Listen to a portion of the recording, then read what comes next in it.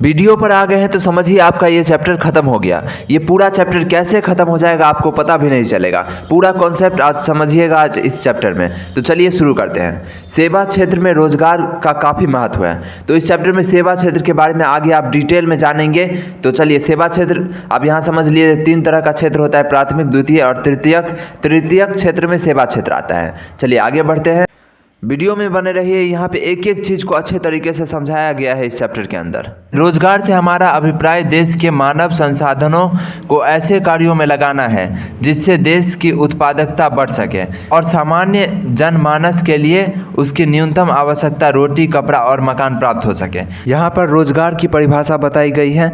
आप रोजगार की परिभाषा स्क्रीन पे आपको दिख रही होगी। इसके अलावा आपके बुक में, दूसरे बुक में, सर के नोट्स में जो भी आपके पास है आप कुछ भी याद कर सकते हैं, क्योंकि एग्जाम में लिखा रहता है विद्यार्थी यथासंभव उत्तर अपने शब्दों में दे। आगे बढ़ते, विश्व के प्रत्येक देश के सरकार का प्रथम प्रयास यह होता है कि वहाँ के उपलब्ध मानव संसाधन को उसकी दक्षता के आधार पर काम उपलब्ध कराया जा सके। तो यहाँ पे इस चीज़ को समझिए, दक्षता के आधार पर, क्योंकि काम तो देना बड़ी बात नहीं है, लेकिन जो जिस कैटेगरी का आदमी है, मान लीजिए एक पढ़ा लिखा इंसान को आप बोलते हैं कि पानी पूरी बेचिए, तो वो उसके दक्षता के आधार पर उसको आप रोज़गार नहीं दे रहे हैं। तो यहाँ देश की जिम्मेदारी बनती है कि दक्षता के आधार पर रोज़गार दिया जाए। और देश में रोज़गार की कितनी समस्या है आपको तो पता ही होगी। ऐसे लोग जो काम करने के लायक होते हैं और जिन्हें उचित पारिश्रमिक पर काम नहीं मिलता, उन्हें बेरोज़गार कहा जाता है। यानी ऐसा लोग जो काम करना तो चाहते हैं लेकिन उसको काम ही नहीं मिल रहा है, और मिल भी रहा है तो इतना कम पैसा जिससे उसका कुछ नहीं हो सके, तो ऐसे लोगों को बेरोज़गार कहा जाता है। देश के ऐसे लोग जो स्वेच्छा से काम करना नहीं चाहते हैं, उन्हें बेरोज़गार नहीं कहा जाना अर्थात उचित पारिश्रमिक पर सक्षम रूप से काम करने वाले को यदि काम ना मिले तो उसे बेरोज़गार कहते हैं। यानी अगर कोई जानबूझ के नौकरी नहीं कर रहा है या जॉब नहीं कर रहा है तो उसको हम बेरोज़गार नहीं बोल सकते हैं, क्योंकि बेरोज़गार का सही मतलब होता है कि जिसको काम नहीं मिल रहा है। भारत में योजना विकास के क्रम में सेवा क्षेत्र का पर्याप्त विस्तार हुआ है। सेवा क्षेत्र के बारे में आप आगे डिटेल में इसी वीडियो में जानेंगे। अभी मोटा तौर पे ऐसे समझिए कि सेवा क्षेत्र ऐसा क्षेत्र होता है जिसमें उत्पादन नहीं बल्कि सेवा दिया जाता है। जैसे बैंकिंग, अभी मैं आपको पढ़ा रहा हूँ। इसके अलावा आप डॉक्टर के पास जाते हैं, वो बस आपका चेकअप मतलब आपसे पूछता है आपका प्रॉब्लम क्या है। तो ये सब क्या है, सेवा क्षेत्र हैं। बाकी इसके बारे में आप बहुत डिटेल में पढ़ेंगे। भारत में योजनात्मक विकास के क्रम में, यहाँ देखिए, भारत में योजनात्मक विकास के क्रम में सेवा क्षेत्र का पर्याप्त विस्तार हुआ है, जिसके कारण बेरोजगारी में कमी आई है। तो जैसे जैसे सेवा क्षेत्र बढ़ेगा वैसे वैसे बेरोजगारी में कमी आएगी। आप इसको समझिए, जैसे बैंकिंग क्या है, सेवा क्षेत्र है। कॉल सेंटर वाला जॉब, ये सब क्या है, सेवा क्षेत्र है, क्योंकि इसमें उत्पादन तो हो नहीं रहा है लेकिन लोगों को रोजगार मिल रहा है। तो इस तरह से सेवा क्षेत्र से हमारा तात्पर्य ऐसे क्षेत्र से होता है जहां शारीरिक शक्ति, कार्य क्षमता और दक्षता के आधार पर रोजगार उपलब्ध कराया जाता है। भारत में कृषि लोगों के रोजगार उपलब्ध कराने का सर्वाधिक बड़ा क्षेत्र है। इसके साथ ही साथ उद्योग, व्यवसाय, स्वास्थ्य, यातायात आदि ऐसे क्षेत्र हैं जिन्हें लोगों को विभिन्न प्रकार की सेवाएं मिलती हैं। तो यहाँ पे बताया गया है कि कृषि एक बड़ा रोजगार देने वाला है हमारे देश में, क्योंकि अधिकांश लोग जो ग्रामीण इलाका में रहते हैं वो क्या करते हैं, कृषि ही करते हैं। साथ ही साथ जो भी उद्योग है, व्यवसाय है, स्वास्थ्य सेवाएं हैं, यानी हॉस्पिटल में बहुत सारे लोगों को जॉब मिलता है, यातायात जैसे रेलवे में जॉब मिलता है, ये सब क्या है, सेवा क्षेत्र हैं। और फैक्ट्री में भी सेवा क्षेत्र के लिए जैसे कोई सामान बनता है तो वहाँ मैनेजर रहता है, तो ये सब भी क्या है, सेवा क्षेत्र के अंतर्गत लगे रोजगार जिसको मिल रहा है लोगों को। चलिए आगे हम लोग चलते हैं, रोजगार एवं सेवाएँ। अब चलिए नेक्स्ट टॉपिक, रोजगार एवं सेवाएं। ये रहा हमारा इंपॉर्टेंट टॉपिक है काफ़ी। तो चलिए, रोजगार तो आप भली भांति समझ चुके हैं, डेफिनेशन भी आपकी स्क्रीन पे दिख गया होगा आपको। तो चलिए अब सेवा क्या होता है उसको समझते हैं। रोजगार का तो बहुत अच्छा डेफिनेशन और सब डिटेल में भी आप समझ गए। अगर 5 मार्क्स में भी क्वेश्चन आएगा रोजगार से आप क्या समझते हैं तो आप उसको अपने बुद्धि के अनुसार समझा दीजिएगा, लिख दीजिएगा एग्जाम में। तो यहाँ बहुत अच्छी बात हो जाती है आपके लिए। पीडीएफ से रटना और कॉन्सेप्ट को समझना 2 अलग चीज़ें हैं, तो आप हमेशा इस बात को ध्यान में रखिए, कॉन्सेप्ट को आप समझिए।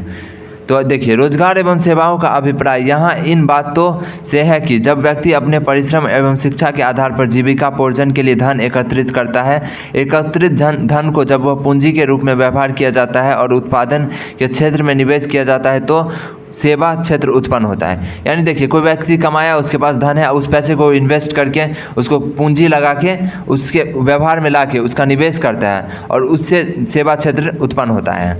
यानी जैसे आप कोई कुछ भी खोल सकते हैं, जैसे बैंक आप खोल लीजिए या फिर हॉस्पिटल खोलिए, उसमें क्या आप पैसा लगाइएगा तो पूंजी लगाइएगा और उस पूंजी से जो मतलब सेवा क्षेत्र बनाइएगा उसमें लोगों को रोजगार दीजिएगा। अतः रोजगार एवं सेवाएं एक दूसरे के पूरक है। सही बात है। एक मतलब कोई भी सेवा होगा तभी तो रोजगार मिलेगा, मतलब रोजगार लेने के लिए आपको सेवा देना पड़ेगा, किसी भी तरह का सेवा। अर्थात रोजगार वृद्धि से सेवा क्षेत्र का विस्तार होता है। जैसे जैसे लोगों को रोजगार मिलेगा, सेवा क्षेत्र उतना ही ज़्यादा अच्छा हो जाएगा, उतना ही ज़्यादा सुदृढ़ हो जाएगा और विस्तार भी होगा उसका।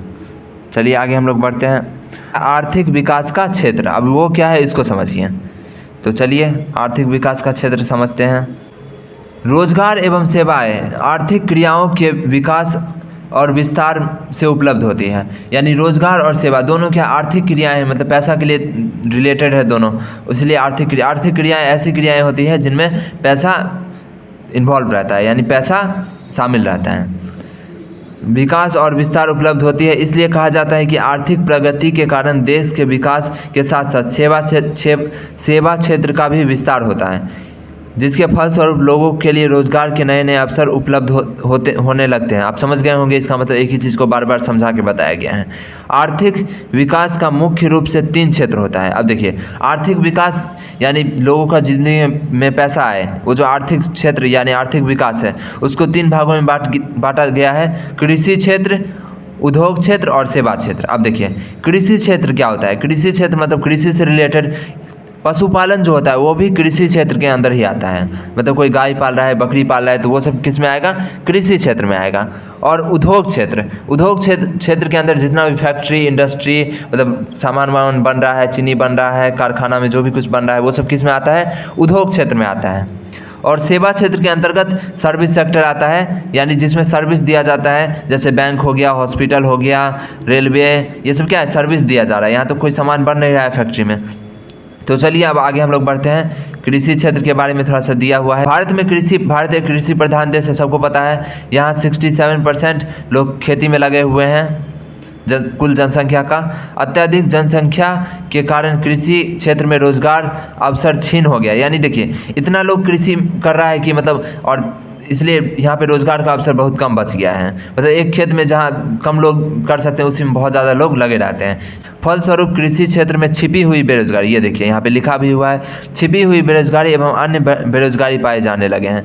छिपी बेरोजगारी का मतलब क्या है? जैसे देखिए, कोई एक खेत है, मान लीजिए 1 कट्ठा का खेत है और उसमें गेहूँ उगाया जा रहा है। तो गेहूँ उगाने के लिए मान लीजिए अगर 2 या 3 आदमी काफ़ी है उस 1 कट्ठा में खेती करने के लिए। अब उसी में 10-20 लोग लगे हुए हैं और उपजाऊ तो उतना ही होगा जितना 1 कट्ठा में होता है, मैक्सिमम उसका जितना कैपेसिटी है। लेकिन यहाँ 10-20 लोग लगे हुए हैं और सबको लग रहा है हम रोजगार ही हैं, मतलब हमको रोजगार मिला हुआ है, हम कमा रहे हैं, जबकि हकीकत क्या है? वो छिपी हुई बेरोजगारी है।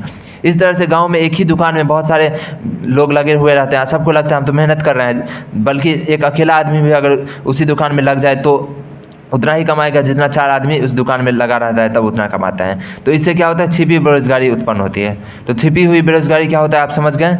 अब चलिए, जनसंख्या वृद्धि के साथ साथ खेती बाड़ी के लिए जमीन में वृद्धि नहीं हो पा रहा है और एक ही भूखंड पर आने वाली पीढ़ी भी जुटता चला जा रहा है, जिससे उत्पादन मात्रा प्रति व्यक्ति पर घटता चला जा रहा है। वही मैं आपको समझाया, क्योंकि 4 लोग एक ही कट्ठा खेती में करेंगे तो उसमें क्या, चारों के हिस्से में बहुत कम उत्पादन क्षमता आएगा।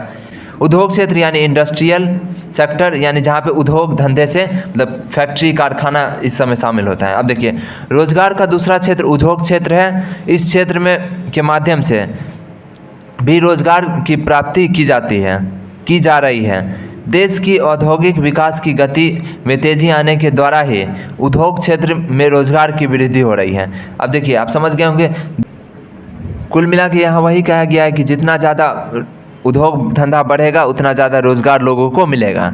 तो चलिए अब आगे बढ़ते हैं। सेवा क्षेत्र यानी सर्विस सेक्टर अब मैं कितनी बार आपको सेवा क्षेत्र बता दिया हूँ, चलिए एक बार फिर। सेवा क्षेत्र यानी आर्थिक उदारीकरण वैश्वीकरण के कारण सेवा क्षेत्र में अभूतपूर्व प्रगति देखने को मिला। अब यहाँ पे दो नया वर्ड आया, उदारीकरण और वैश्वीकरण। ये क्या होता है उसको चलिए समझते हैं।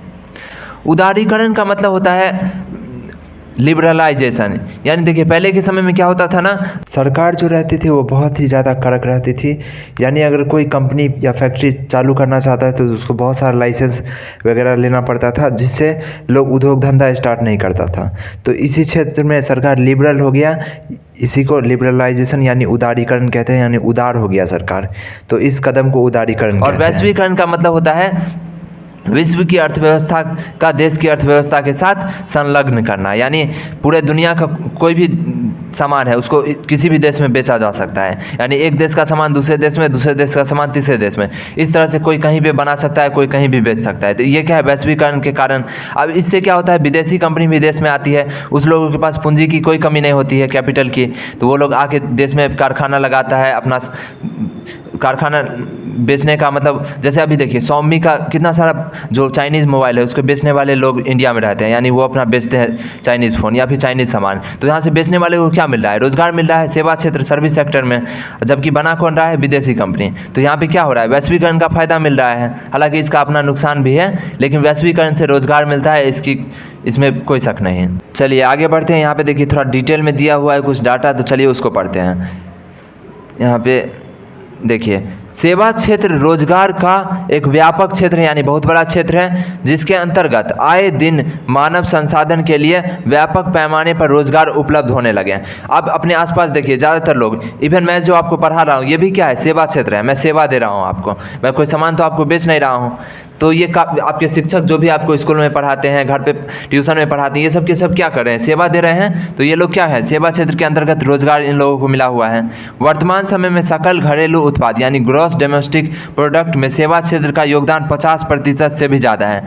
अब चलिए ये समझते हैं कि सकल घरेलू उत्पाद यानी ग्रॉस डोमेस्टिक प्रोडक्ट क्या होता है, उसको मैं आपको समझाता हूँ। ये देखिए सकल घरेलू उत्पाद, तो इसको आप ऐसे समझिए कि अगर कोई देश है, हालांकि इसका अगले चैप्टर में इसके बारे में डिटेल में है और पीछे के चैप्टर में भी थोड़ा बहुत बताया गया है, तो आप 5th चैप्टर में पढ़ रहे हैं, यहाँ मैं आपको बताता हूँ कि ये क्या होता है। देखिए देश के अंदर जितना भी उत्पादन होता है उस सब के मौद्रिक वैल्यू जो होता है उसको ग्रॉस डोमेस्टिक प्रोडक्ट कहते हैं। यानी देश भर में जितना भी उत्पादन हो रहा है उस सब का अगर एक आकलन किया जाए, जो इसका कितना वैल्यू है, मतलब कितने रुपए का उत्पादन हो रहा है ये पूरा, तो उसको क्या बोलते हैं, उसको जीडीपी यानी ग्रॉस डोमेस्टिक प्रोडक्ट कहा जाता है। तो इसमें क्या होता है, देश भर में जितना भी उत्पादन हो रहा है, जितने भी रुपये का उत्पादन हो रहा है, उसमें 50% योगदान सेवा क्षेत्र का है। तो चलिए आगे हम लोग बढ़ते हैं। क्योंकि यहाँ मैं चैप्टर को पढ़ा रहा हूँ तो इन सब पहलू पे एक स्पेशल वीडियो बन सकता है, जीडीपी इतना बड़ा टॉपिक है, तो आप हमेशा इस बात को ध्यान में रखिए। आगे की कक्षाओं में आप डिटेल में जानेंगे इस सब के बारे में। चलिए आर्थिक समीक्षा 2006-07 और केंद्रीय बजट 2007-08 के अनुसार सेवा क्षेत्र का योगदान 68.6% हो गया। वहीं 2006 और 7 में सकल घरेलू उत्पाद में कृषि का योगदान का हिस्सा घटकर 18.5%, उद्योग का हिस्सा बढ़कर 26.4%, तथा सेवा क्षेत्र का 55.1% हो गया। अब यहाँ पे दिया गया, आप इसको याद कर सकते हैं, स्क्रीनशॉट ले लीजिए। बाकी ये डाटा बदलते रहता है, ये काफ़ी पुरानी डाटा है, क्योंकि आपकी बुक में जो एक बार छप जाता है वो सालों साल चलते रहता है, बदलाता तो है नहीं। तो चलिए, हालांकि एग्ज़ाम के लिए आप याद कर लीजिएगा तो बेहतर रहेगा। बाकी आप एग्ज़ाम में जो क्वेश्चन आंसर है उसको याद कर लीजिए। बाकी इस चैनल पर ऑब्जेक्टिव के लिए काफ़ी वीडियो आती है, तो उसका टेंशन आपको नहीं लेना है, चैनल को सब्सक्राइब कर देना है। क्या इंपॉर्टेंट है, क्या VVI है, सब मिलेगा आपको इस चैनल पर। तो चलिए आज का ये वीडियो है, इस पूरे चैप्टर को मैं ख़त्म करके आपको सभी बातों को समझाऊँगा। तो चलिए यहाँ पर एक दो नया चीज़ है उसको समझिए, और वो है ये केंद्रीय बजट। ये क्या होता है उसको समझिए। सरकार ना हमेशा हर साल बजट लाती है, जो वित्त मंत्रालय है वो बजट लाती है। बजट में बताया जाता है कि इतना पैसा जो टैक्स का कलेक्ट हुआ है इसको कैसे कैसे खर्च करना है और कहाँ से कितना पैसा आ रहा है देश के अंदर, उन सब के बारे में बताया जाता है बजट में। तो बजट का यही मतलब होता है, पैसे का, सरकार भी तो पैसे के हिसाब रखती है, तो वो बजट के अंतर्गत आती है। तो चलिए अब आगे बढ़ते हैं, सेवा क्षेत्र की भूमिका। अब मैं जल्दी जल्दी इसको पढ़ देता हूँ क्योंकि ऑलरेडी मैं सेवा क्षेत्र के बारे में आपको कितना ज़्यादा बातें बता दिया हूँ। तो चलिए अब यहाँ पे विश्व के विकसित देशों की तुलना में अर्ध विकसित और विकासशील देश में गरीब बेरोजगारी की संख्या अत्यधिक है। अब देखिए यहाँ पे विकसित देश कौन है, तो विकसित देश का मतलब होता है जो ऑलरेडी बहुत विकसित हो चुका है, जैसे अमेरिका हो गया और इसके अलावा रूस, ये सब क्या है, विकसित देश हैं। जबकि अर्ध विकसित जो आधा विकसित है, मतलब थोड़ा सा पिछड़ा है, और विकासशील देश जो अभी डेवलप हो रहा है यानी विकास की ओर बढ़ रहा है। जैसे अपना देश भारत क्या है, विकसित देश नहीं है, विकासशील देश है, यानी धीरे धीरे हम लोग विकास कर रहे हैं और आगे बहुत विकास करेंगे, आपको इतना ये तो पता ही होगा। इसलिए पढ़िए, क्योंकि पढ़ेगा इंडिया तभी बढ़ेगा इंडिया। तो चलिए आगे हम बढ़ते हैं। तो यहाँ पे विकासशील देश और अर्ध विकासशील देशों में क्या है, बेरोजगारों की संख्या अधिक है, क्योंकि विकसित देश में तो इतना ज़्यादा रोजगार का साधन है कि वहाँ हर किसी को रोजगार मिल ही जाता है। कहा तो यह जाता है कि ये देखिए यहाँ पे कहा तो यह जाता है कि विश्व की संख्या का 2/3 भूभाग गरीबी और विपन्नता से ग्रस्त है। एकदम सही बात है। ये देश का एक बड़ा हिस्सा, पूरे दुनिया का एक बड़ा हिस्सा गरीबी में अभी भी त्रस्त है। अफ्रीका महाद्वीप में चले जाइए, वहाँ बहुत ज़्यादा गरीबी है। एशिया में भी गरीबी है। इसके अलावा यूरोप और बाकी नॉर्थ अमेरिका, साउथ अमेरिका, इन सब जगहों पे काफ़ी विकसित है, लेकिन हमारा एशिया और अफ्रीका का काफ़ी बुरा हाल है। हालाँकि एशिया बहुत अब डेवलप हो रहा है और हमारा देश तो आगे बढ़ ही रहा है। तो आगे हम लोग चलते हैं। बहुत ज़्यादा गरीबी है, इस बात को यहाँ बताया गया है। अर्धविकसित और विकासशील देशों की जनसंख्या, अर्धविकसित और विकासशील देशों की जनसंख्या का आधिक्य होता है तथा वहाँ उत्पादन तथा अन्य साधनों पूर्णतः उपलब्ध नहीं होते, जिसके कारण बेरोजगारी की समस्या उत्पन्न होती है। अब देखिए, अर्धविकसित या विकास जो विकसित नहीं है यानी पिछड़ा, उसमें क्या होता है, जनसंख्या तो बहुत ज़्यादा रहता है लेकिन रोजगार का साधन ही नहीं रहता है, तो ये बहुत दिक्कत की बात है। सेवा क्षेत्र के विकास से अधिक रोजगार के अवसर उपलब्ध होते हैं, ये बात आप बार बार सुन चुके हैं। सेवा क्षेत्र के विकास के लिए मनुष्य को शिक्षित करना नितांत आवश्यक है। सही बात है, क्योंकि मूर्ख आदमी सिर्फ मजदूरी कर सकता है, वो सेवा क्या देगा। सेवा क्षेत्र में जाने के लिए आपको तो रोजगार मतलब पढ़ा लिखा रहना चाहिए। जिस देश या राज्य की मानव पूंजी जितनी ही समृद्ध होती है, उस देश या राज्य की आर्थिक विकास उतना ही तीव्र होता है। और मानव पूंजी समृद्ध कब होगा, जब लोग पढ़ेंगे लिखेंगे, तभी तो टैलेंटेड बनेंगे, नहीं तो सिर्फ मूर्ख चौपाट की संख्या बढ़ जाने से कुछ नहीं होगा। तो यहाँ पे वही बात लिखा हुआ है, तो इसको समझिए इस बात को। यहाँ देखिए, जिस देश की मानव पूंजी जितनी समृद्ध होती है, मैं बार बार अंडरलाइन इसलिए कर रहा हूँ क्योंकि हो सकता है आपको दिखे ही नहीं स्क्रीन पर जो मैं कहाँ से पढ़ रहा हूँ, इसलिए। तो चलिए, कोई फीडबैक हो तो ज़रूर कमेंट में बताइए कि वीडियो इस तरह से बनाइए सर, ये फीचर डालिए। अगर इस तरह का कोई बात है तो आप ज़रूर कमेंट कीजिए। अब आगे चलिए। समृद्ध मानव पूंजी एक सशक्त, यहाँ से देखिए, ये रहा, मुझे बार बार यही दिक्कत हो रही है आपको, ये रहा देखिए। समृद्ध मानव पूंजी एक सशक्त श्रम शक्ति को जन्म देती है, जिसके कारण लोग रोजगार पाने में सक्षम होते हैं। तब लोग हीन भावना से ऊपर उठकर देश व राज्य के हित में काम करना प्रारंभ करते हैं, जिससे विकास की स्थिति पैदा होती है। आप समझ गए इस बात को। चलिए आगे देखिए। यह कहना अप्रासंगिक नहीं होगा कि विश्व के सर्वाधिक विकसित देशों जैसे संयुक्त राज्य अमेरिका यानी अमेरिका और इंग्लैंड सेवा क्षेत्र के विस्तार में भारतीय मूल के दक्ष मानव संसाधन की प्रमुख भूमिका नहीं है। अब यहाँ पे इस बात को समझिए। जैसे गूगल का CEO कौन है, सुंदर पिचोई, जो कि हमारे देश के हैं। इसी तरह से बहुत सारे माइक्रोसॉफ्ट, फेसबुक, गूगल, बहुत सारे इंटरनेशनल कंपनी है जो अमेरिका की कंपनी है, विकसित देशों की कंपनी है। उस देश में बड़े बड़े पद पे हमारे इंडियंस हैं। यानी हमारे देश के जो मानव संसाधन हैं, जो लोग टैलेंटेड मानव संसाधन है, पढ़े लिखे मानव संसाधन हैं, वो दूसरे देश की अर्थव्यवस्था में बहुत ज़्यादा योगदान देते हैं और वो अपना दक्षता से बहुत ज़्यादा नाम किए हुए हैं। तो इस बात को समझिए और आप भी टैलेंटेड मानव संसाधन बन गए। यदि भारत में यहाँ पे देखिए क्या है, यदि भारत में उच्च कोटि की उत्पादन क्षेत्रों को कारगर किया जाए, वे यहाँ के उपलब्ध मानवीय संसाधनों के द्वारा आर्थिक विकास की गति को और अधिक तेज किया जा सकता है। सही बात है, अगर यहाँ मौका दिया जाए तो हम लोग भी किसी से कम नहीं है, लेकिन बशर्ते हमें पढ़ा लिखा और एक अच्छा मानव संसाधन बनना होगा। कहा तो यह भी जाता है कि भारत के मानवीय संसाधन विश्व के सर्वश्रेष्ठ मानव संसाधनों में आते हैं। सही बात है, क्योंकि हम लोग किसी से कम नहीं। बिहार देश का सबसे पिछड़ा राज्य है। अब चलिए अपने बिहार पे, प्यारे बिहार पे। बहुत दुख की बात है कि बिहार एक पिछड़ा राज्य है जो वर्षों से गरीबी और बेरोजगारी का केंद्र रहा है। और कारण क्या है, अब इस पर किताब लिखा जा सकता है। बहुत सारा कारण है बिहार में बेरोजगारी का। अब आप लोग एक जागरूक है क्योंकि आप पढ़ रहे हैं अच्छे से, यूट्यूब पे पढ़ाई कर रहे हैं, तो आप लोग ही इसको दूर कर सकते हैं, बेरोजगारी को, और बिहार को उन्नत कर सकते हैं।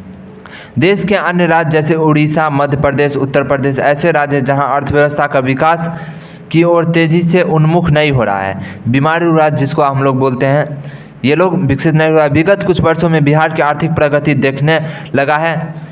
सही बात है, धीरे धीरे बिहार भी आगे बढ़ रहा है, पूरा देश भी आगे बढ़ रहा है। कोई भी चीज़ ज़्यादा दिन तक अविकसित, मतलब कोई भी चीज़ जितना भी पीछे है, समय के साथ साथ वो आगे ही जाता है और पीछे नहीं जाता है। जैसे सड़क का विस्तार एवं अन्य स्वास्थ्य सेवाओं का प्रसार बिहार में बहुत हो गया। अब तो हमेशा हर जगह आपको रोड मिल जाएगा। पिछले दिनों बाढ़ की विभीषिका और सूखे के कारण विपरीत परिस्थितियाँ आई है, उससे बिहार के विकास कार्य को एक बड़ा झटका लगा। अब ये बुक काफ़ी पहले छपी थी, इसलिए ये सब बात लिखा हुआ है। फिर भी दूर संचार, हालांकि बिहार में तो बाढ़ आती रहती है, हालांकि फिर भी दूर संचार सेवाएं यानी टेलीकम्युनिकेशन सेवाएं जो होती है, यहाँ पे देखिए, दूर संचार सेवाएं यानी टेलीकम्युनिकेशन वाला जो सेवा होता है, यातायात यानी ट्रांसपोर्ट, जैसे बस, मेट्रो, रेल, हालांकि मेट्रो तो यहाँ है नहीं, बहुत जल्द मतलब अगर बिहार विकसित होगा तो यहाँ भी आ जाएगी, हालांकि इसमें अभी बहुत वक्त है। चिकित्सा सेवाएं जो मतलब मेडिकल फैसिलिटी होता है, शिक्षा सेवाएं, ब्यूटी पार्लर की सेवाएं, स्वरोजगार की सेवाएं इत्यादि की व्यापक प्रसार के कारण बिहार में सेवा क्षेत्र का पर्याप्त विस्तार हुआ है। सही बात है, आप अपने आसपास देखिए, सेवा क्षेत्र आपको अच्छा खासा दिख जाएगा। उल्टा यहाँ उद्योग धंधा का ही कमी है, यानी जो भी फैक्ट्री वगैरह, इसलिए मजदूर यहाँ से दूसरे राज्यों में जाते हैं, यहाँ बिहार के मजदूर, क्योंकि यहाँ सेवा क्षेत्र तो खैर बढ़ रहा है, लेकिन अभी भी उत्पादन क्षेत्र जो है, यानी दूसरा क्षेत्र जो हमारा है, उसमें काफ़ी दिक्कत है बिहार में। राज्य स्तर पर सेवा क्षेत्र की भूमिका को नकारा नहीं जा सकता। सरकारी और गैर सरकारी दोनों ही स्तर पर इसका व्यापक प्रभाव पड़ा है, जिससे काफ़ी लोग लाभान्वित हुए हैं। बहुत सारे लोगों को सरकारी जॉब मिलती है, जैसे पुलिस वाला भी क्या है, सेवा क्षेत्र के अंतर्गत ही आता है, क्योंकि वो लोग भी तो सेवा दे रहा है। तो सेवा क्षेत्र की कोई कमी नहीं है। पुलिस वाला, आर्मी, सभी लोग सेवा क्षेत्र में ही लगे हुए हैं। सेवा क्षेत्र को सामान्यतः दो भागों में विभक्त किया गया है, सरकारी सेवा और गैर सरकारी सेवा। तो आप इसको समझ ही गए, जो सरकारी नौकरी करता है सरकारी सेवा, तो प्राइवेट में अपना सर्विस दे रहा है वो गैर सरकारी सेवा। तो इसको आप पढ़ लीजिएगा। ये जैसे यहाँ पे एग्जाम्पल दिया हुआ है, सैन्य सेवा, शिक्षा सेवा, स्वास्थ्य सेवा, अभियंत्रण सेवा यानी इंजीनियरिंग, वित्त सेवा यानी फाइनेंस और बैंकिंग सेवा इत्यादि क्या है, सरकारी सेवा क्षेत्र है। हालांकि इनमें प्राइवेट भी होता है और कुछ सरकारी भी होता है। गैर सरकारी सेवा, जब सरकार अपने द्वारा संचालित विभिन्न कार्यक्रमों को गैर सरकारी संस्थाओं के सहयोग से लोगों तक पहुँचाने का काम करती है। हालांकि गैर सरकारी आप समझ ही गए, इसको पूरा पढ़ लीजिएगा। ये देखिए, इसको भी पढ़ लीजिएगा। अब चलिए एक नया केस स्टडी है, उसको देख लेते हैं, गोविंदपुर की कहानी। अब देखिए, इस तरह का कोई क्वेश्चन नहीं बनता है यहाँ से, किसी भी साल नहीं बना है, फिर भी आप इसको पढ़ लीजिए। कुछ इसमें कुछ जानने को हालांकि है नहीं, केस स्टडी है, तो आप इसको पढ़ लीजिएगा। चलिए आगे बढ़ते हैं, ये भी आप पढ़ लीजिएगा, उसी का हिस्सा है ये। अब देखिए, सेवा क्षेत्र का महत्व। अब काफ़ी मैं सेवा क्षेत्र के बारे में आपको बता दिया हूँ, तो आप इसको खुद पढ़िएगा, आपको सब समझ में आ जाएगा। मैं देख लेता हूँ कि इसमें कुछ नया वर्ड है तो उसको मैं समझा दूँगा। तो चलिए देख लीजिए यहाँ पे क्या नया वर्ड है, मैं बताता हूँ।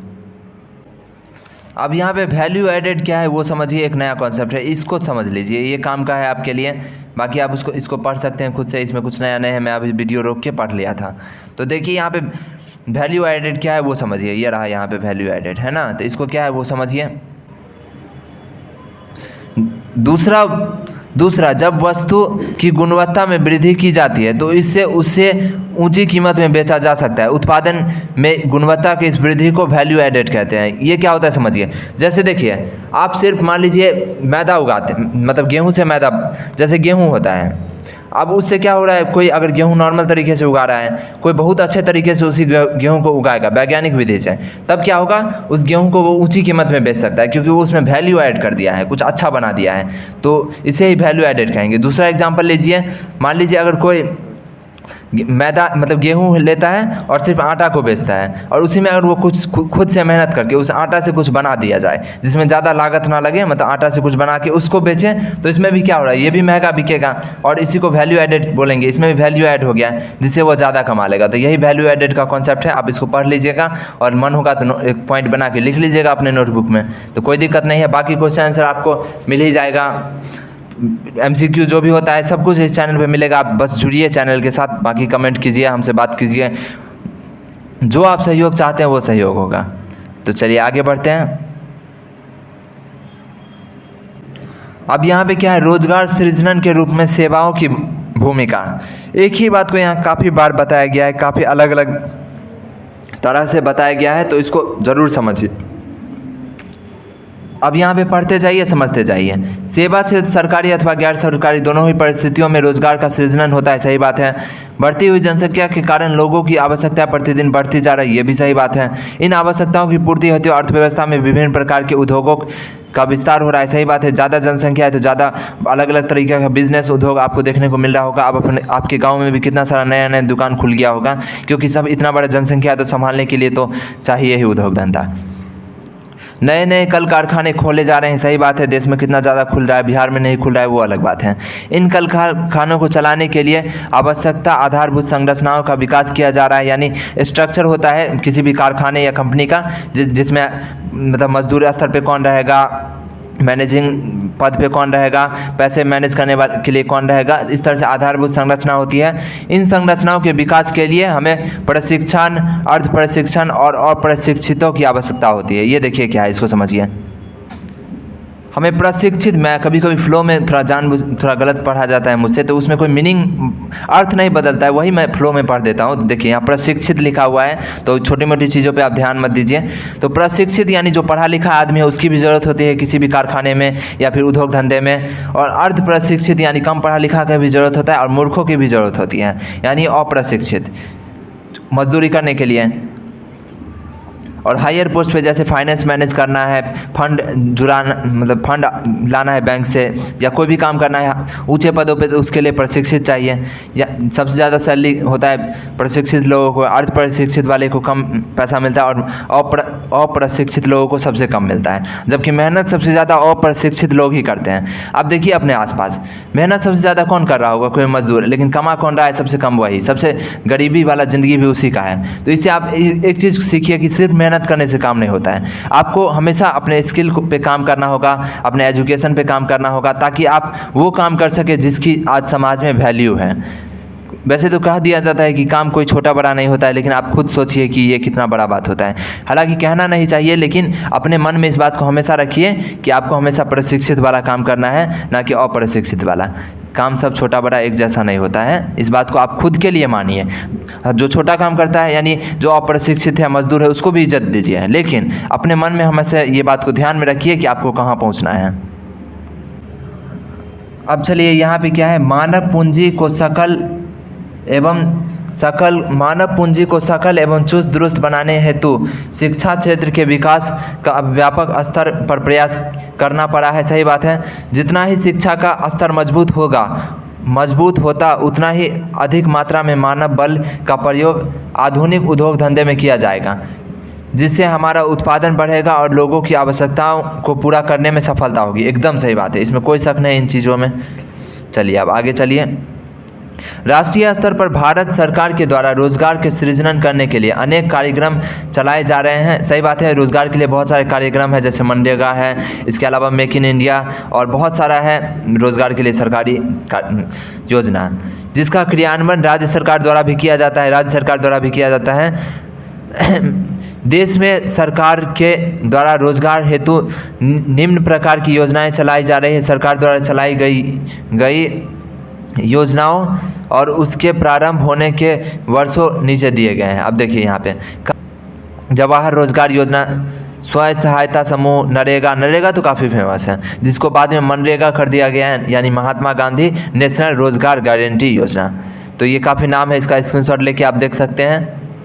अब चलिए आगे। उपर्युक्त योजनाओं के माध्यम से देश में बेरोजगारी की समस्या को दूर करने की कोशिश की जा रही है, लेकिन सफलता नहीं मिल रही है क्योंकि अभी भी बेरोजगारी बहुत ज़्यादा है।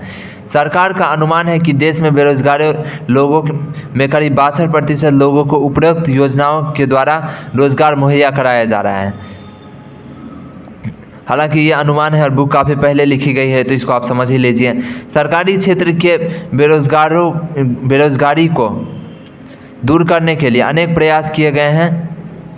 रोजगार क्षेत्र का विस्तार के द्वारा अनुमान है कि 38% शहरी बेरोजगारी को दूर किया जा सकेगा। ग्रामीण रोजगार के क्षेत्र में रोजगार में उपलब्ध कराने के लिए नरेगा विश्व की सबसे बड़ी योजना बन गई है। सही बात है, नरेगा से गांव में काफ़ी ज़्यादा रोजगार मिलता है ग्रामीण इलाकों में। यद्यपि बिहार में बिचौलिए के कारण ग्रामीण क्षेत्रों में गरीब लोग इससे अधिक लाभान्वित नहीं हो रहे हैं। अब देखिए बिचौलिया क्या है ये समझिए।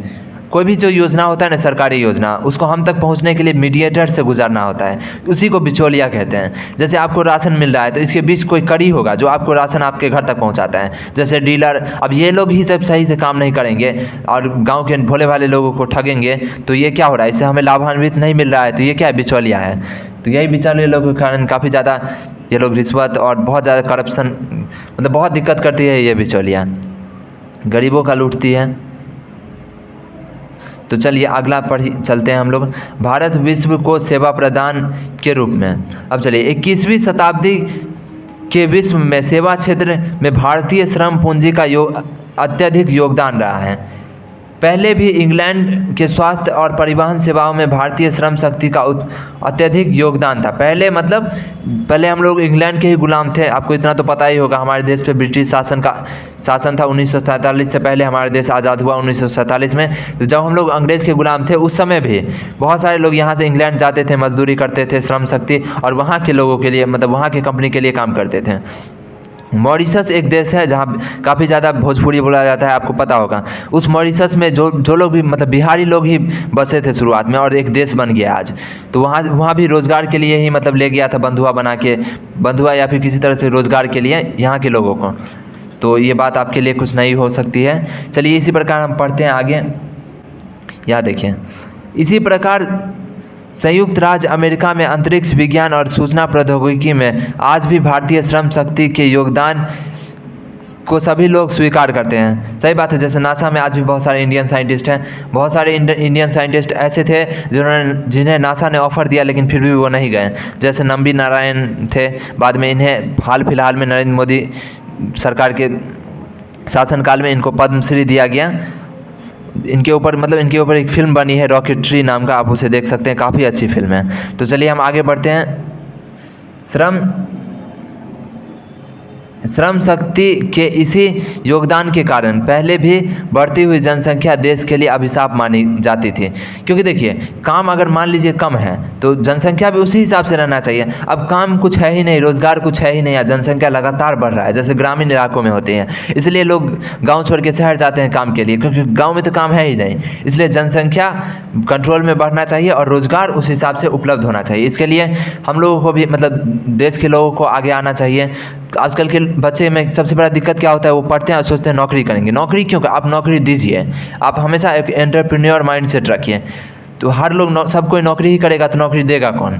इस बात को हमेशा याद रखिए। और दुनिया में जो भी मिलियनियर है, सबसे ज़्यादा अमीर लोग हैं, टॉप पे बैठे हुए लोग हैं, वो लोग क्या है, किसी न किसी बड़े बड़े कंपनी के मालिक हैं, फाउंडर है, और वो लोग अरबों खरबों के मालिक। जैसे हमारे देश में अंबानी फैमिली देख लीजिए, रतन टाटा को देखिए, और कमी नहीं है। तो आप समझ रहे होंगे, जॉब करने से कोई बहुत बड़ा आप परिवर्तन नहीं ला सकते। जैसे अपने देश में टाटा है, कितने लोगों को रोज़गार दे रही है, ये एक बहुत बड़ी कंपनी है।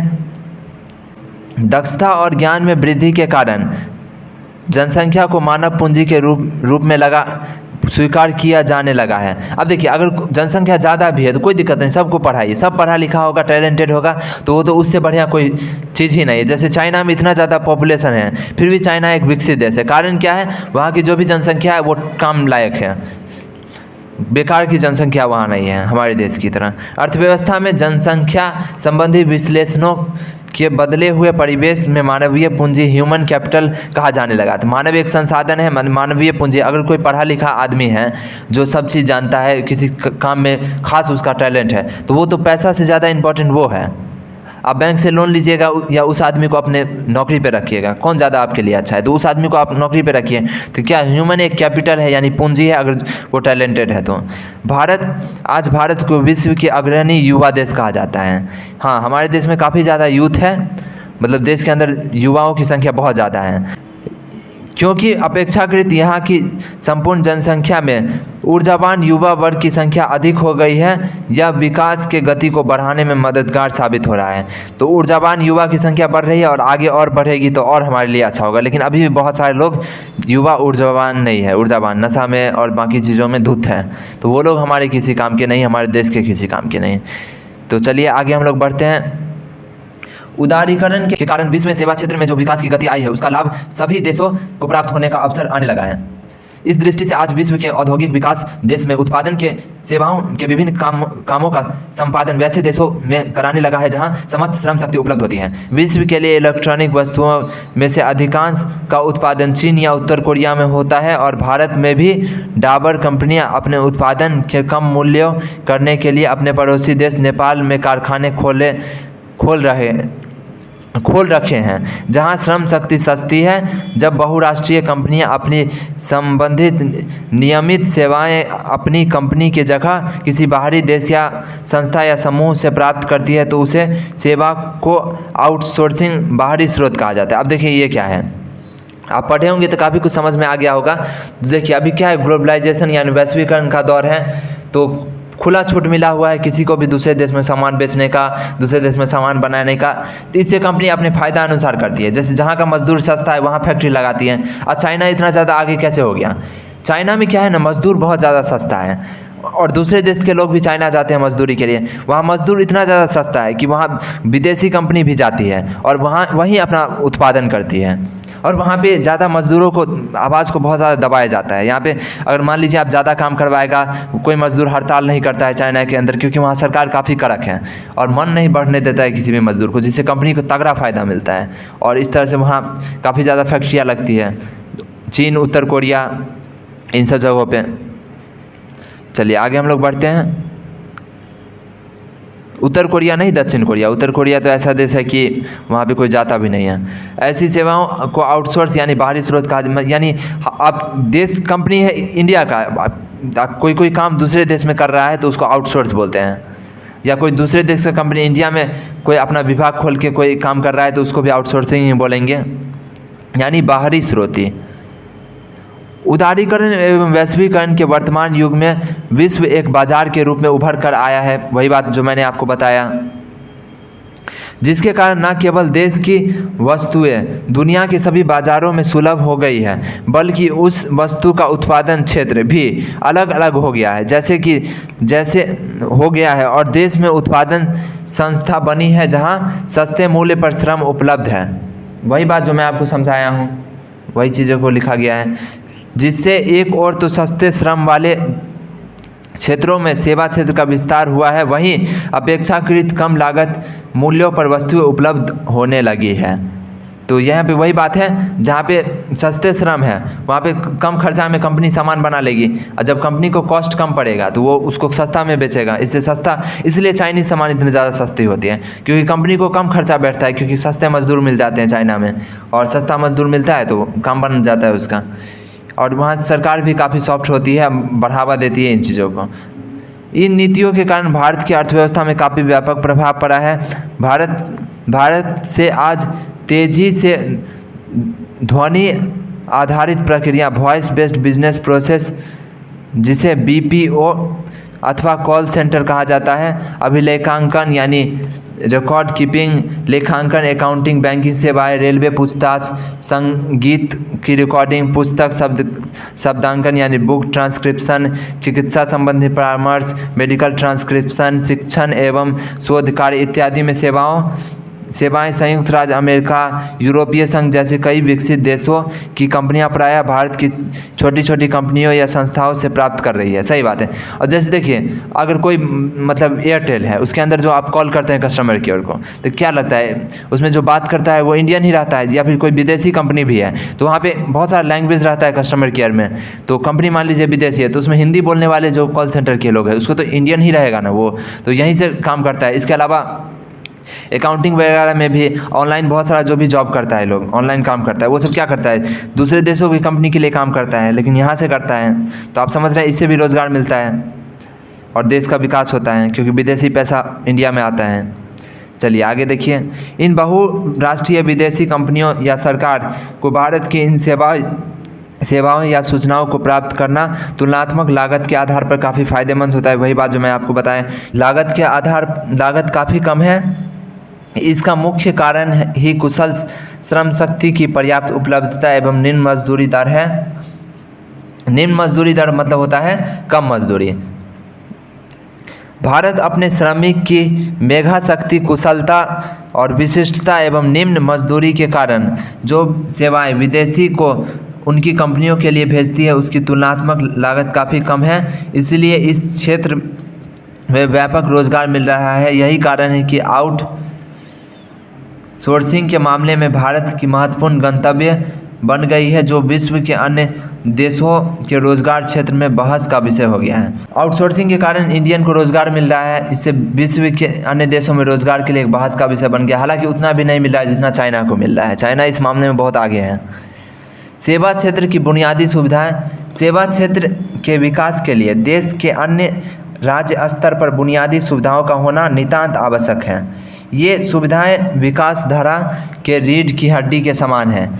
इसकी अनुपस्थिति में विकास की क्रिया का संभव नहीं है। अब देखिए, कोई कंपनी कहीं पे क्यों आएगी, जब वहाँ पे उसको बुनियादी सुविधा मिलेगा। जैसे वहाँ पे अच्छा वातावरण यानी गुंडागर्दी नहीं रहेगा, वहाँ पे मौसम सही रहेगा, बाढ़ नहीं आएगा। बिहार इतना पीछे है, इसका एक कारण यही भी है क्योंकि यहाँ बाढ़ इतना ज़्यादा आता है, ताकि गांव वगैरह में कोई कंपनी आती ही नहीं है क्योंकि बाढ़ में डूब जाएगा। समझ रहे हैं आप इस चीज़ को? तो ये भी एक महत्वपूर्ण कारण है। तो सभी आधारभूत सुविधाएं भी होनी चाहिए। सुविधाएं विकास के धारा में रीढ़ की हड्डी के समान है या अनुपस्थिति के विकास की क्रिया संभव नहीं है। अगर ये चीज़ नहीं रहेगा, जो आधारभूत सुविधा नहीं रहेगा कोई जगह पे, तो वहाँ विकास नहीं हो सकता है।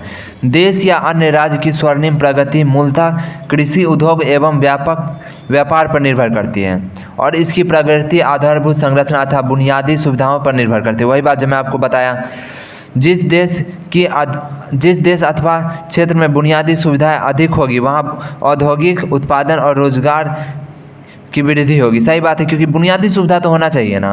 उत्पादन और रोजगार के द्वारा ही सेवा क्षेत्र का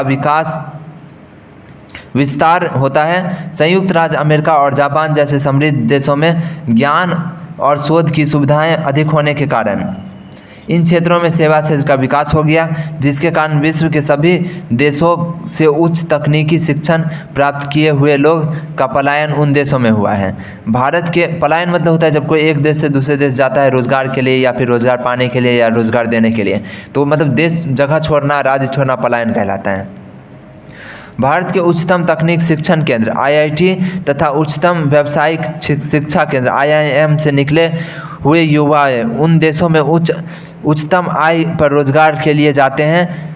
उसी तरह भारत के बेंगलोर शहर में सूचना प्रौद्योगिकी संबंधी ज्ञान के रोजगार के क्षेत्र के बढ़ने के कारण देश के सभी क्षेत्रों से उच्च सूचना प्रौद्योगिकी शिक्षा प्राप्त युवक रोजगार के लिए जाते हैं। अब देखिए, जहाँ पे रोज़गार, जैसे यहाँ जो बहुत ज़्यादा पढ़ लिख लिया IIT IIM से, तो वो देश छोड़ के ज़्यादा पैसे के लिए, अच्छा रोज़गार के लिए दूसरे देश चले जाता है। इस तरह से ग्रामीण इलाका जैसे बिहार के लोग दिल्ली मुंबई जाते हैं क्योंकि यहाँ से अच्छा आधारभूत सुविधा और रोज़गार वहाँ है, तो ये सब क्या है, पलायन है। इस तरह से सूचना प्रौद्योगिकी की, यानी बेंगलोर को क्या बोला जाता है, सिलिकॉन वैली ऑफ इंडिया, यानी सूचना प्रौद्योगिकी के लिए बेंगलोर बहुत आगे हैं। तो वहाँ जाता है लोग सूचना प्रौद्योगिकी के लिए पलायन करके। दूसरी ओर बिहार, उड़ीसा, मध्य प्रदेश, राजस्थान इत्यादि राज्य के काफ़ी पिछड़े राज्यों में माने जाते हैं, जिन्हें बीमारू राज्य के नाम दिया जाता है। बीमारू मैंने ऑलरेडी बता दिया। बीमारू यानी BI मतलब बिहार, MA मतलब मध्य प्रदेश, R मतलब राजस्थान और U मतलब उड़ीसा। मध्य प्रदेश को तो इथोपिया ऑफ इंडिया कहा जाता है। यानी ये बहुत ज़्यादा, इथोपिया भी एक काफ़ी पिछड़ा जगह है, आप उसके बारे में मैप पे देख सकते हैं। तो मध्य प्रदेश को ये कहा जाता है। बीमारू राज्य में ये चारों हैं। हालांकि मध्य प्रदेश भी अब आगे बढ़ रहा है, बिहार भी बढ़ रहा है, लेकिन स्टिल ये अभी बीमारू राज्य है, यानी काफ़ी पिछड़ा है। इन राज्यों में बुनियादी सुविधाएं जैसे बिजली, सिंचाई, यातायात एवं परिवहन, दूरसंचार इत्यादि पर्याप्त मात्रा में उपलब्ध नहीं है। यही कारण है कि यहाँ कोई कंपनी नहीं आती है, क्योंकि कंपनी कैसे, बिजली रहना चाहिए, सिंचाई, मतलब आधारभूत सुविधा तो रहना ही चाहिए, जिस वजह से यहाँ रोजगार के लिए लोग पलायन करते हैं। बीमारू शब्द से नकारात्मक ध्वनि व्यक्त होने के कारण ये राज्य इस नाम से पुकारा जाना नहीं चाहते हैं। योजना आयोग भी इस राज्य की शब्दावली के प्रयोग को स्वीकार नहीं करती है। अब ये बीमारू राज्य किसी के भी भावनाओं को ठेस पहुंचाएगी। जैसे आप बिहार में रहते हैं, आपको कोई दिल्ली वाला बोलेगा या फिर महाराष्ट्र वाला बोलेगा कि आप बीमारू राज्य में रहते हैं, तो आपको अच्छा नहीं लगेगा, क्योंकि इससे हमारा मान सम्मान को ठेस पहुंचता है। इसलिए इस शब्द को मान्यता प्राप्त नहीं है। योजना आयोग इस शब्द का प्रयोग नहीं करता है। वर्तमान समय में योजना आयोग नीति आयोग बन चुका है। अब चलिए आगे हम लोग पढ़ते हैं। मैं 47 मिनट से ऐसे लगातार बोल रहा हूँ, क्योंकि अभी एडिटिंग करूँगा तो वीडियो काफ़ी छोटी होगी, मतलब, लेकिन फिर भी इतना ज़्यादा मेहनत लग रहा है, तो आप ज़रूर लाइक और सब्सक्राइब कीजिए चैनल को, क्योंकि ये आपका कर्तव्य बनता है। क्योंकि कोई आपके लिए इतना मेहनत कर रहा है, तो आप थोड़ा सा अपना लाइक और सब्सक्राइब तो कर ही सकते हैं। पैसा तो लगता नहीं है, तो आप समझ रहे होंगे इस बात को। बिहार आर्थिक विकास के राह पर उन्मुख हुआ है, जिसके कारण अब बीमारू शब्दावली के प्रयोग पर लोग परहेज करते हैं। वही बात है, अर्थात आर्थिक विकास का कृषि क्षेत्र, उद्योग अथवा सेवा कुछ भी हो, इसके लिए बुनियादी सुविधाओं का होना परम आवश्यक है। सही बात है, बुनियादी सुविधा होना चाहिए। इन सुविधाओं को और अच्छी तरह से समझने के लिए इन्हें निम्न चार्ट में दिखाया गया है। अब बुनियादी सुविधा ये देखिए, ये क्या, अब इसको एक बार देख लीजिए। इसको दो भाग में बांट दिया गया है। एक इकोनॉमिक इंफ्रास्ट्रक्चर, और दोनों में तो इकोनॉमिक इंफ्रास्ट्रक्चर ही लिखा गया है, मतलब गलत टाइपिंग मिस्टेक है ये। तो पहला हो जाएगा आर्थिक आधारभूत संरचना, गैर आर्थिक यानी नॉन इकोनॉमिक इंफ्रास्ट्रक्चर। ठीक है, तो अब देखिए, आर्थिक मतलब पैसा से रिलेटेड, इकोनॉमिक इंफ्रास्ट्रक्चर इसमें आ जाएगा फाइनेंस यानी वित्त यानी पैसा से रिलेटेड, ऊर्जा यानी एनर्जी यानी बिजली वगैरह, यातायात यानी ट्रांसपोर्ट यानी अच्छा बस, अच्छा रोड, अच्छा कनेक्टिविटी, संचार यानी कम्युनिकेशन, ये सब क्या हो जाएगा, आर्थिक इंफ्रास्ट्रक्चर।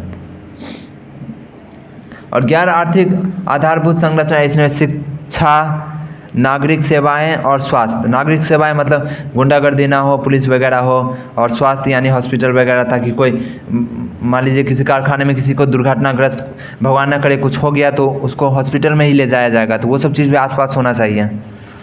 आर्थिक आधारभूत संरचना प्रत्यक्ष रूप से उत्पादन एवं लोगों की खुशहाली में वृद्धि करती है।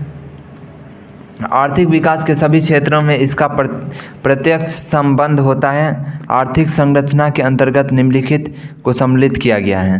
अब वही चीज़ लिखा हुआ है, इसको आप पढ़ लीजिएगा। मैं थोड़ा जूम इन कर देता हूँ, स्क्रीनशॉट ले लीजिए, इसको पढ़ लीजिएगा।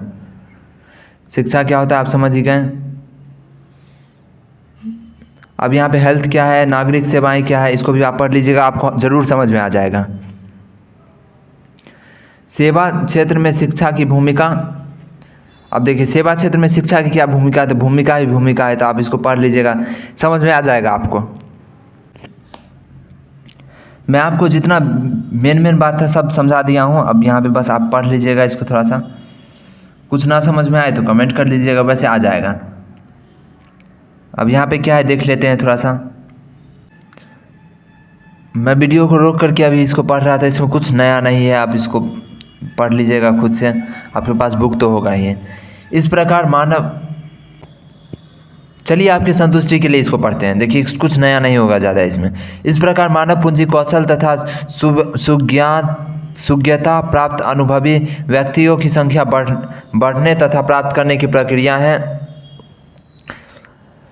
मानव पूंजी निर्माण मतलब क्या, मानव को एक पूंजी समझते हैं, तो इसमें क्या होता है, मानव पूंजी निर्माण यानी मानव को पूंजी के रूप में टैलेंटेड बनाना, जो मैं पिछले बार आपको बताया था।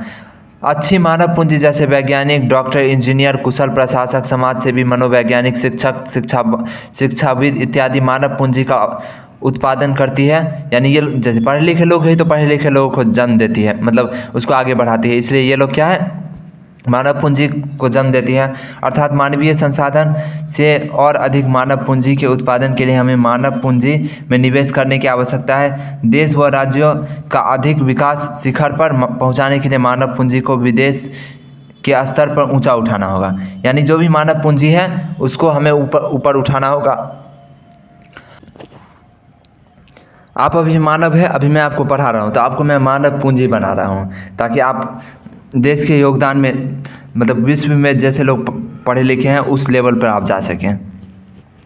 और इसमें हमारा चैनल काफ़ी योगदान देता है, हम क्वालिटी कंटेंट आप तक पहुंचाते हैं, तो सब्सक्राइब कर ही दीजिए। अब चलिए आगे। हमारा मानव संसाधन कैसे सुदृढ़, पढ़ लीजिएगा आप इसको, कुछ नया नहीं है, बार बार मैं एक ही चीज़ को बताने के लिए बोरियत लग रहा है। यहाँ पे आप स्क्रीनशॉट ले लीजिएगा, आप पढ़ लीजिएगा। अब बाकी मैं क्वेश्चन आंसर नोट्स ये सब तो आपको पता ही होगा, इस सब का कितना योगदान होता है अच्छा नंबर लाने के लिए, सबका प्रबंध है। आप डिस्क्रिप्शन एक बार ज़रूर चेक कर लीजिएगा, इसको भी आप पढ़ लीजिएगा। आधुनिक मंदी का सेवा क्षेत्र पर प्रभाव, इसको थोड़ा सा पढ़ देते हैं, ये कुछ नया है, ठीक है, इसको चलिए पढ़ते हैं। आर्थिक विकास किसी राष्ट्र की राज्य की सतत प्रक्रिया है, यानी आर्थिक विकास धीरे धीरे होता है, लगातार होता है। जैसे जैसे युगों में परिवर्तन होता है वैसे वैसे विकास की प्रक्रिया परिवर्तन के साथ साथ बढ़ती है। अर्थव्यवस्था से पुरानी चीज़ों का विलुप्त होना इसकी पहचान है। सही बात है, जैसे अब रेडियो नहीं ज़्यादा बिकता है क्योंकि काम का नहीं है, समझ रहे हैं ना, आपको जिस चीज़ का अब ज़रूरत नहीं है वो चीज़ धीरे धीरे लुप्त होते जा रहा है। समय परिवर्तन के साथ साथ व्यक्ति की मांग में परिवर्तन होता है। सही बात है, पहले रेडियो खरीदते थे, फिर टीवी, अब फ़ोन खरीदते हैं ज़्यादा, तो इस तरह से मांग में परिवर्तन हो रहा है। पहले कीपैड वाला फ़ोन, अभी 4G और अब 5G आएगा तो 5G फ़ोन। व्यक्ति फैशन का शिकार हो जाता है। भारत में 1991 में वैश्वीकरण के पश्चात विकास में काफ़ी परिवर्तन देखने को मिलता है, क्योंकि वैश्वीकरण हो गया तो विदेशी सामान भी यहाँ मिलता है, तो हम लोग खुल के वेस्टर्न होते जा रहे हैं। औद्योगिक नीति का उदार होना, व्यापार करने वाले राष्ट्रों के बीच एक कड़ी प्रतिस्पर्धा लगा दिया गया। सही बात है, क्योंकि अब सभी देश के सामान सभी देश में आ रहा है, तो सब में कंपटीशन है, मेरा सामान बिके तो मेरा सामान बिके। और हम लोग चाइनीज़ सामान का बॉयकॉट करते हैं क्योंकि चाइना हमारे लिए एक अच्छा देश नहीं है, लेकिन फिर भी हमारे देश में एक बहुत ज़्यादा चाइनीज़ सामान मिलता है क्योंकि सस्ता है, लोग फिर भी खरीदते हैं। लोगों को आसानी से विदेशी वस्तुओं की सेवाएँ प्राप्त होने लगी है। लोगों के बीच वस्तुओं की कीमत के आधार पर गुणवत्ता परखने का अवसर मिल गया है। अब आपको लगता होगा कि सरकार चाइनीज़ सामान को बैन क्यों नहीं करती है, तो इसका जवाब आपको मिल गया होगा, क्योंकि वैश्वीकरण को हम लोग फॉलो करते हैं। अगर हम बैन कर देंगे तो वो लोग, कई सारे देश हमारे सामान, जैसे डाबर है, विदेशों में डाबर का सामान बिकता है, तो वो लोग भी बंद कर देंगे, चाइनीज़ लोग भी बंद कर देंगे, तो ये नुकसान है, हमारा भी नुकसान है, इसलिए हम लोग ऐसा नहीं करते हैं। हालाँकि सरकार धीरे धीरे अपना रुख को कड़क कर रही है और करना भी चाहिए। वैश्वीकरण, निजीकरण एवं उदारीकरण के कारण, वैश्वीकरण समझ गए यानी विश्व का बाजार, मतलब पूरा विश्व एक बाजार।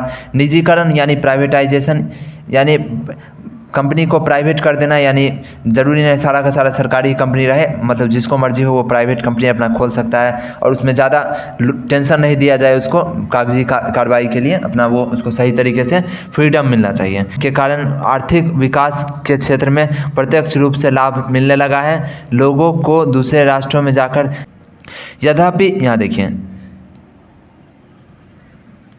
यद्यपि आर्थिक विचारक की एक ऐसी भी समूह है जो मानता है कि वैश्वीकरण, निजीकरण और उदारीकरण आम आदमी का जीवन कठिन हो जाएगा और पूरी अर्थव्यवस्था पर अमीर देशों और अमीर लोगों का वर्चस्व हो जाएगा।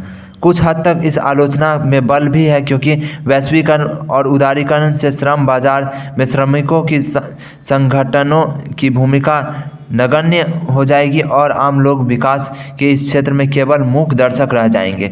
धीरे धीरे इस मान्यता के लोगों के मत में बदलाव आ रहा है और इन लोग उदारवादी की इन नीतियों का लाभ को समझने लगे हैं। अब देखिए, अब काफ़ी बार वैश्वीकरण, निजीकरण और उदारीकरण के लोग विरोध करते हैं। जैसे वो लोग सोचते हैं कि देश, मतलब मेक इन इंडिया, जो देसी सामान है, लोकल फुल वोकल जो है हमारा देसी सामान है, उसका ज़्यादा बिक्री नहीं होता है। कारण क्या है? क्योंकि विदेशी सामान सस्ते में उपलब्ध है हमारे देश में। तो ये क्या है? वैश्वीकरण का नुकसान है। तो एक बड़ा वर्ग इस चीज़ से नफरत भी करता है, कारण आपको स्पष्ट दिख रहा है। और दूसरा निजीकरण से क्या हो जा रहा है, क्योंकि प्राइवेट कंपनी अपना प्रॉफिट के लिए मजदूरों को मनचाहा कम पैसा देके उससे ज़्यादा प्रॉफिट कमाती है खुद, ये भी एक दिक्कत की बात है। इसलिए लोग सरकारी नौकरी के पीछे भागते हैं, क्योंकि सरकारी नौकरी में अच्छा सैलरी मिलता है, प्राइवेट में ऐसा नहीं होता है। तो प्राइवेट में काम करने वाले को कम सुविधा कम पैसा, लेकिन कंपनी बहुत ज़्यादा अमीर होते जा रही है। जैसे आपका कोई दोस्त मान लीजिए जियो के कॉल सेंटर में काम करता है, वो कितना कम कमा रहा है, जबकि अंबानी कितना ज़्यादा कमा रहे हैं। तो आप समझ रहे हैं, हालांकि इसमें ज़्यादा बुराई नहीं है। अब हर सिक्के के दो पहलू होते हैं, तो आप इसको समझते ही होंगे। चलिए आगे बढ़िए। अब चलिए आगे बढ़ते हैं। विकसित राष्ट्र अमेरिका, स्विट्जरलैंड, फ्रांस, रूस, जापान, चीन इत्यादि जगहों में भारतीय मूल के वैज्ञानिकों को काम करने का मौका मिल गया है। तकनीक क्षेत्र में वैज्ञानिकों में वृद्धि का समायोजन भारत जैसे विकासशील राष्ट्रों के में संभव नहीं हो पा रहा है, क्योंकि यहाँ की बुनियादी सुविधाएं विकसित राष्ट्रों की तुलना में काफ़ी कम है। सही बात है, और बिहार में तो काफ़ी कम है। बुनियादी सुविधा जितना ज़्यादा रहेगा, मतलब आधुनिकता जितनी ज़्यादा रहेगी, उतना ही ज़्यादा फायदा मिलेगा। वर्तमान मंदी के कारण सेवा क्षेत्र में काफ़ी प्रभावित हुआ है। उपभोक्ता की मांग बढ़ रही है, परंतु उत्पादकों को उचित मूल्य नहीं मिल पा रहा है। इन उत्पादकों का लागत मूल्य से भी कम पर आय प्राप्त हो रही है। ये पुरानी बातें हैं। यही कारण है कि विकसित राष्ट्रों में तकनीक वैज्ञानिकों की छटनी का रोजगार से मुक्त कर दिया गया है। इसका प्रभाव भारत के उन वैज्ञानिकों पर भी पड़ा है जो दूसरे राष्ट्र में रोजगार कर रहे थे। उत्पादकों को उत्पादन क्रिया शिथिल करना पड़ गया है। ये मंदी के समय ये सब होता है, तो मंदी अभी है नहीं। पुराने समय जब मंदी था तब ये सब चीज़ हो रहा था, क्योंकि उस समय उत्पादकों की मांग तो बढ़ रही थी, परंतु उपभोक्ताओं की मांग बढ़ रही थी, लेकिन उत्पादकों को उचित मूल्य नहीं मिल पा रहा था। लेकिन अभी वर्तमान में ऐसा है नहीं। इसको पढ़ लीजिएगा, पुरानी बातें हैं। अत्यधिक घाटे के कारण विकसित राष्ट्रों में आत्महत्या करने जैसी घटनाएं होने लगी है। कई वित्तीय संस्थाओं को अमेरिका ने अपनी सेवाएं बंद कर देनी पड़ी है। इस प्रकार वर्तमान मंदी के बारे में, अभी मंदी तो है ही नहीं, आप इसको रिलेट ही नहीं कर पाइएगा। वर्तमान मंदी का प्रभाव विश्व राष्ट्रों में काफ़ी प्रतिकूल पड़ा है। तो इसको आप स्किप कर सकते हैं, यहाँ से क्वेश्चन नहीं बनेगा। चलिए आगे बढ़ते हैं। भारत पर इसका असर, इसको आप पढ़ लीजिएगा पूरा, वही आउटसोर्स, वही बाकी बातों को बताया गया जो मैं आपको बता चुका हूँ। स्क्रीनशॉट ले लीजिए, इसको पढ़ लीजिएगा। वही यहाँ पे कुछ नया देखने को मिल सकता है। रुक जाइए, मैं आपको देख लेता हूँ, बता देता हूँ। फिर कुछ खास नहीं है ऊपर वाले में। चलिए नीचे देख लेते हैं। अब चलिए ये जो लाइन है यहाँ से, इसमें कुछ नया मिलेगा आपको और जानने को भी मिलेगा, तो ये काफ़ी अच्छी है। तो इसको चलिए देखिए, ये जो यहाँ से यहाँ तक शुरू है, इसको देख लीजिए आप। ये काफ़ी इंटरेस्टिंग है, इस चीज़ को, इस पार्ट को चलिए देखिए। तो आगे आने वाले वर्षों में सामान्य रूप से संपूर्ण भारत में और विशेष रूप से बिहार में सेवा क्षेत्र के विकास की अपार संभावनाएं हैं। सही बात है, जो जगह अविकसित है वहाँ विकास काफ़ी ज़्यादा हो सकता है। 2020 तक चीन सहित संपूर्ण अमेरिका और यूरोप के देशों में बूढ़ों की संख्या युवकों की तुलना में अधिक होगी। अब 2020 तो बीत चुका है, ये बुक काफ़ी पहले लिखी गई थी, इसलिए इसमें लिखा हुआ है कि 2020 तक हो जाएगी। दरअसल 2020 तो बीत चुका है, अभी 2022 चल रहा है। हो सकता है आप वीडियो को 2023 में देखें, लेकिन हाँ ये हकीकत है और ये अनुमान एकदम सही है। अभी वर्तमान में अमेरिका और जैसे देशों की नहीं, लेकिन जापान की बात करें तो वहाँ बहुत ज़्यादा बूढ़ों की संख्या है। अमेरिका में भी यंग लोगों की संख्या बहुत कम है, और इसी तरह से यूरोप के ज़्यादातर देश की यह समस्या है। लेकिन हमारे बिहार में ऐसा नहीं है। हमारे बिहार में युवकों की संख्या काफ़ी ज़्यादा है, लेकिन दुर्भाग्यवश हमारे बिहार के युवकों से ज़्यादा उन देशों के बूढ़े लोग टैलेंटेड होते हैं। तो वो अलग बात है। हम लोग भी काफ़ी आगे बढ़ रहे हैं और पूरा देश आगे बढ़ेगा, बिहार भी आगे बढ़ेगा। चलिए आगे सारांश के रूप में चलिए। सारांश में इस चैप्टर के बारे में शॉर्ट में दिया हुआ है, तो ये पढ़ना तो आपका काम है। पढ़िएगा नहीं बस, बल्कि याद भी कीजिएगा। तो 1 घंटा देखिए, 1 घंटा में मैं जब एडिटिंग किए बिना अभी 1 घंटा हो रहा है इस वीडियो को रिकॉर्ड करते करते। तो इस चक्कर में मैंने जो टारगेट फिक्स किया था, अब कहीं कहीं पे मैंने नहीं रीड किया, आपको बोला आप खुद पढ़ लीजिएगा, तो वहाँ नाराज़ होने की बात नहीं है। आप पढ़ लीजिएगा, यकीनन आपको समझ में आ जाएगा। और कमेंट करके ज़रूर अपना फीलिंग्स बताइए कि आपको कैसा लगा वीडियो, ज़रूर बताइए। ये सब पढ़ लीजिएगा आप खुद। अगर आपके पास NCERT बुक नहीं है तो स्क्रीनशॉट ले लीजिए। चलिए आपके लिए ये लीजिए, ले लीजिए स्क्रीनशॉट। रुकिए, लीजिए, चलिए लीजिए, ये भी ले लीजिए। और छूट गया है तो स्किप करके ले लीजिए। अब क्वेश्चन आंसर है और ये सब के लिए तो अलग से वीडियो आएगा। डिस्क्रिप्शन आप चेक कर लीजिए, इससे रिलेटेड जो भी आपका काम का वीडियो होगा सबका लिंक, प्लेलिस्ट का लिंक सब मिलेगा आपको। ज़रूर चैनल के साथ जुड़िए। वीडियो देखने के लिए बहुत बहुत बहुत बहुत बहुत धन्यवाद। इतने एंड तक आप वीडियो को देखें, आप एक पढ़ने वाले बच्चे हैं।